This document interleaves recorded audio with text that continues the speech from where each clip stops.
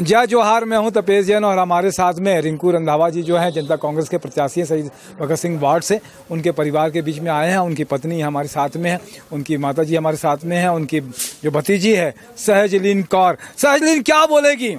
बोले सोनेहाल। सत श्री अकाल।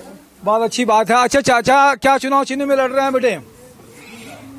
हल चलाता किसान। हाँ, अच्छा, हमारे साथ में उनकी पत्नी है नवनीत जी। नवनीत जी क्या कहेंगे, रिंकू जी की क्या खासियत लगती है आपको?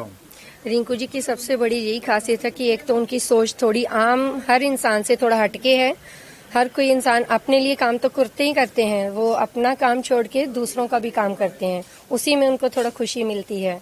तो हम जनता से यही कहना चाहेंगे, यही अपील है कि सब अच्छे से सहयोग दें ताकि उनको और आगे चल के जनता की सेवा करने का मौका मिले। अभी पार्षद पद के प्रत्याशी हैं। जी जी जी, कहाँ से हैं वो? ये टाटीबंद 21 नंबर वार्ड से। अच्छा, क्या चुनाव चिन्ह मिला हुआ है उनको हल चलाता किसान। तो क्या कहेंगे जनता से आप? जनता से यही है कि वो आपके बीच में रहते हैं, आप सबकी सेवा कर ही रहे हैं, जनता जानती भी है उनको, तो आगे और उनको मौका दिया जाए उन लोगों की और सेवा करने का।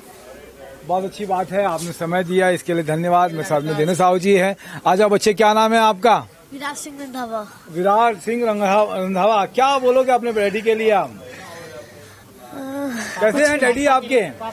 ठीक है बहुत अच्छे हैं जी। अच्छा, चुनाव मिल रहे हैं अभी? हाँ, कौन सा चुनाव चिन्ह है उनका?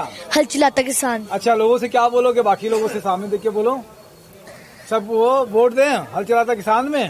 हल चलाते किसान पे वोट दे, बहुत अच्छी बात है पापा को बेटे। जिताएं।